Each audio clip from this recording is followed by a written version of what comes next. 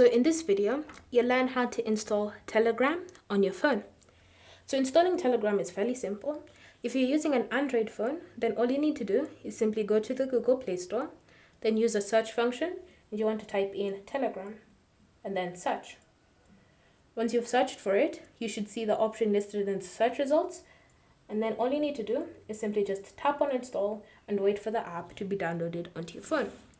If you're using an iPhone, then all you need to do is just navigate to the App Store. Then again, use the search function and type in Telegram, and then search. You should still see it listed in the search results as well. So just select it and tap on get and confirm by using your Apple account password or your Face ID if you have it added, so that the app can start installing.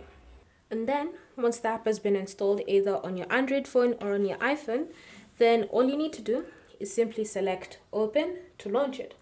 Once it's been launched, you can now just sign in if you have an account already. If not, then you'll be prompted to create your own account so that you can start using Telegram on your phone. Thank you for watching. If you have any questions or comments, leave them down below and we'll get back to you.